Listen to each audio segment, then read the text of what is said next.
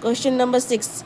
Figure 4.27 show a position time graph of two objects A and B that are moving along a parallel track in the same direction. Do object A and B ever have equal velocity? Justify your answer. तो ये है position and time का graph. Position time graph हमें क्या देता है? Velocity. तो इसने पूछा है कि A and B have equal velocity. पूछा है कि ए और बी का वेलोसिटी सेम है. अगर नहीं है तो जस्टिफाई योर आंसर. तो ये है पोजीशन एंड टाइम का ग्राफ. ये इधर जीरो ओरिजिन से निकला है ए और ऊपर से निकला था बी. दोनों एक ही पॉइंट में मीट किए हैं. दिख रहा है ना, 5 सेकेंड टाइम है, 5 सेकेंड यूनिट है टाइम का 5 सेकेंड. तो 5 सेकेंड में दोनों की मुलाकात हुई है. तो फिर इधर निकल गया और इधर निकल गया. पूछा है उन्होंने कि ए और बी का वेलोसिटी सेम है का नहीं. तो इस फिगर में दिख रहा है कि ए का वेलोसिटी थोड़ा सा ज़्यादा है बी से. कैसे? क्योंकि अगर हम इधर एक ऑब्जेक्ट डाल देंगे, अगर ऑब्जेक्ट क्यों एक अगर इधर एक बॉल डाल देंगे तो ये ज़्यादा नीचे से गिरेगा आज कंपेयर टू बी. अगर बी से थोड़ा सा डालेंगे थोड़ा सा निकलेगा, नीचे से आएगा, लेकिन थोड़ा सा लेट हो जाएगा, टाइम थोड़ा सा नीचे होगा. क्योंकि ए का ढलान ज़्यादा है दिख रहा है, इसलिए ए का स्लोप ज़्यादा है. ये फिगर से निकलता है.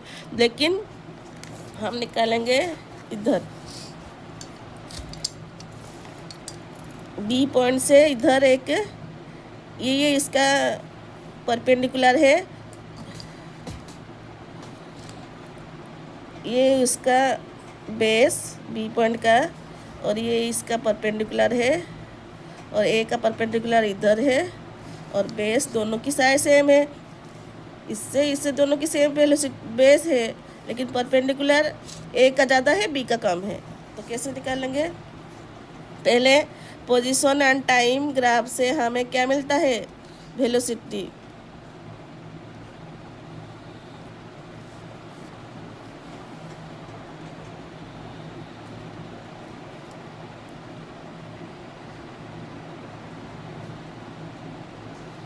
and velocity comes from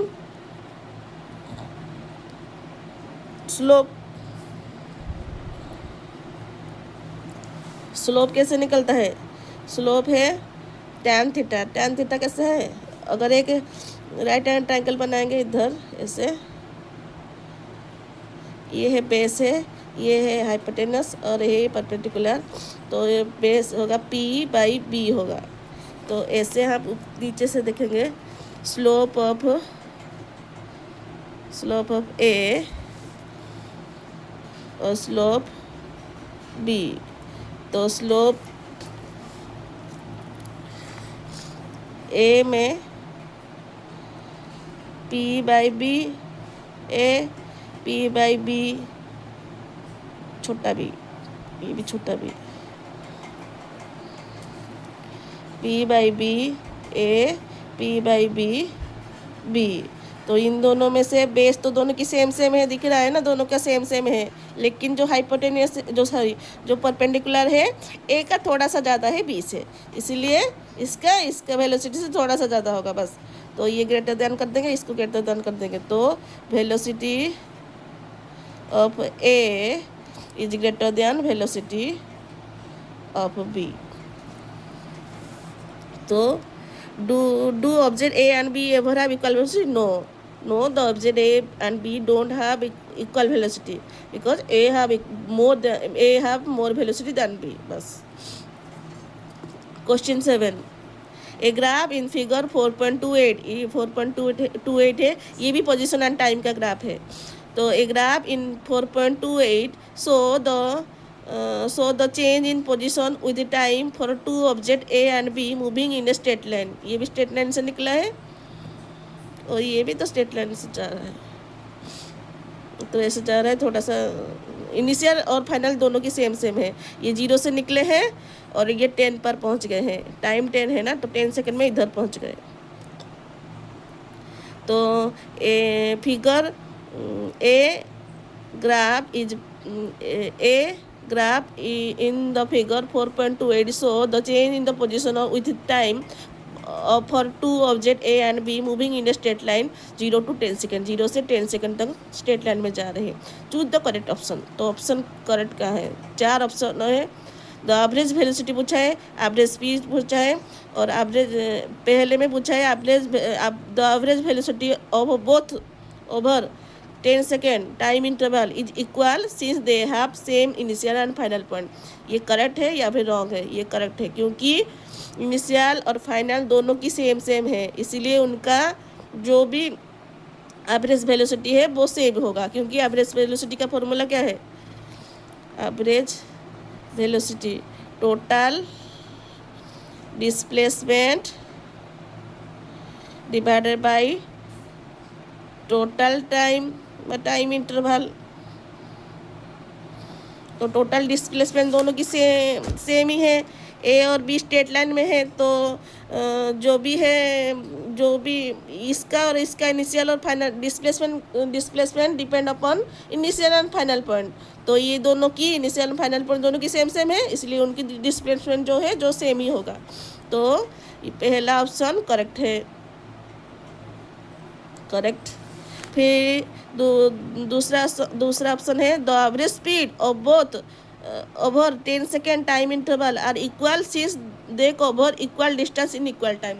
yes, क्योंकि इन्होंने जो डिस्टेंस कवर किया, ए ने जो डिस्टेंस कवर किया, बी ने भी वही डिस्टेंस कवर किया। तो average speed total distance by total time interval. तो एवरेज स्पीड भी दोनों की सेम है। ऑप्शन बी भी करेक्ट है, क्योंकि डिस्टेंस और डिस्प्लेसमेंट सेम है। क्यों सेम है? क्योंकि वो दोनों स्ट्रेट लाइन में है, STRAIGST स्ट्रेट लाइन में है। ऑप्शन 3, अगर ये स्ट्रेट लाइन है इसलिए उसका डिस्टेंस जो है डिस्प्लेसमेंट वही होगा। अगर ये स्ट्रेट लाइन नहीं होगा तो फिर डिस्प्लेसमेंट थोड़ा सा कम ऊपर नीचे हो सकता है, इसीलिए दोनों की सेम है।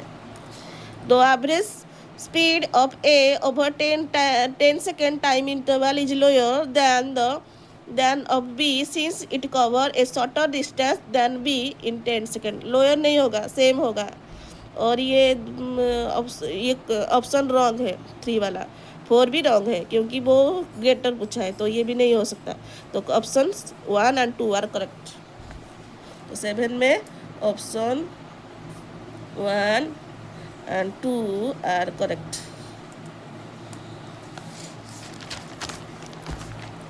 फिर question 8, A truck driver driving at a speed of 54 km per hour noticed a road sign with a speed limit of 40 km per hour। Figure ये ट्रक का साइन है और 40 km per hour लिमिटेड है उनका for trucks. He slow down to 36 km per hour in 36 second. एक truck driver driving कर रहा है, इनिशियल कितना है 54 km per hour है। उसने एक साइन देखा, रोड साइन देखा कि उधर ट्रक का लिमिट है, स्पीड लिमिट है 40 km per hour। तो उसने अपने 56 किलोमीटर को 36 किलोमीटर कर लिया। लिमिट में चल रहे हैं ना, टाइम है 36 सेकेंड में। What was the distance travel by him. तो वो ट्रक ड्राइवर कितने डिस्प्लेसमेंट चला ड्यूरिंग दिस टाइम, इस टाइम में कितना चला। Assume the acceleration to be constant while slow down. तो आज पूछा है कि जो आज एक्सेलरेशन है वो कांस्टेंट है या फिर स्लो डाउन हो जाए। Assume the acceleration to be constant, acceleration constant है व्हाइल स्लो डाउन। तो गिवन ट्रक ड्राइवर निकला है, तो इनिशियल वेलोसिटी कितना हो जाएगा u 54 km per hour। Naughty ये कुछ छोड़ देता है। स्लो डाउन कितना, स्लो डाउन मतलब फाइनल वेलोसिटी कितना है 36 km per hour है। टाइम 36 सेकेंड है। निकालना क्या है हमें, एस निकालना है। हमें पता है ना, हमारे पास फॉर्मूला है, 3 फार्मूला है। एक है डिस्प्लेसमेंट का फॉर्मूला है s equal to u t plus half a t square, और एक है v square minus u square equal to 2as। इन दोनों में से एस निकालना है हमें। और एक formula u plus v equal to u plus a t, इसमें सब डिस्प्लेसमेंट नहीं है तो ये हमें नहीं चाहिए, ये दोनों में चाहिए। तो हमारे पास है इधर ये अप्लाई कर सकते हैं, यहाँ पर ये अप्लाई कर सकते हैं, लेकिन हमारे पास ऑसिलेशन नहीं है। तो ऑसिलेशन निकालने के लिए हमें काइनेमेटिक इक्वेशन का फास्ट अप्लाई करना पड़ेगा। तो फिर v equal to u plus a t, v कितना है 54 किलोमीटर पर आवर। तो पहले हमें किलोमीटर पर आवर को कन्वर्ट करना पड़ेगा मीटर पर सेकेंड में। कैसे कन्वर्ट करेंगे? 1 किलोमीटर कितना है? 1 किलोमीटर है 1000 मीटर, 1 आवर है 3600 सेकेंड। तो ये 0 0 कट गया, 0 0 कट गया, 2 5 10 18। तो ये हो गया 5/18 मीटर पर सेकेंड हो गया। तो इसको कन्वर्ट कर लेंगे। इनिशियल यू है 54 किलोमीटर पर आवर, इसको कन्वर्ट करेंगे मीटर पर सेकेंड में। 54 × 5/18 मीटर पर सेकेंड। तो 8 3 54, तो 15 मीटर पर second.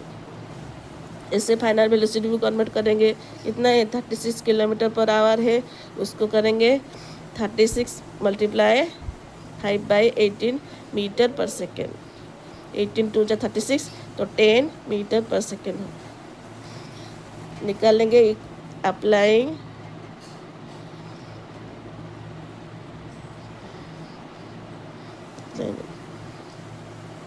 Using equation 1 we get v equal to u plus a t. U भी कितना है हमारे पास 36 सॉरी 10 माइनस 15 नहीं 10 इक्वल टू 15 प्लस ए, हमें टी ए निकलना है, टी है हमारे पास 36 सेकंड। तो इधर आ जाएगा 15 ए इंटू 36।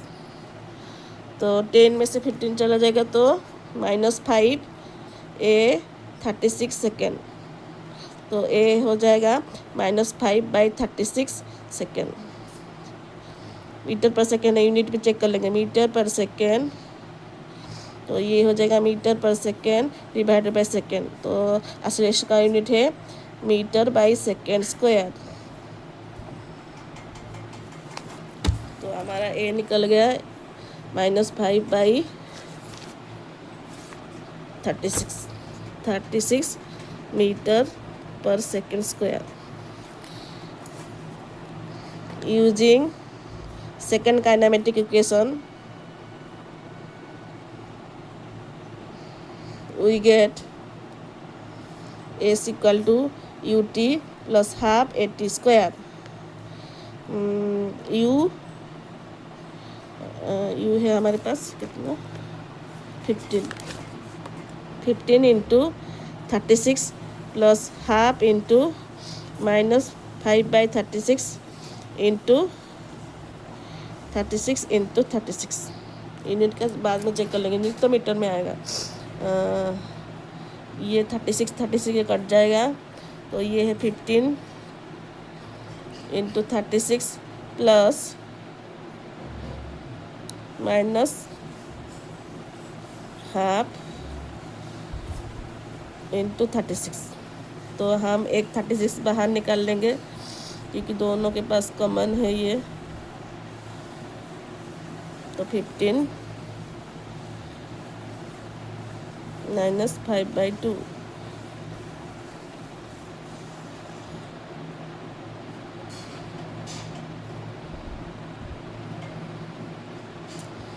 तो 36 2 30 minus 36 इंटू 25/2। तो 18 से 25 मल्टीप्लाई करेंगे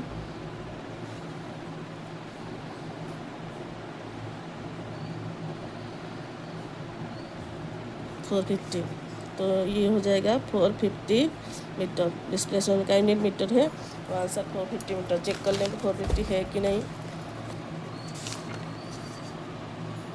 क्वेश्चन नंबर 8 का आंसर 450। Thank you.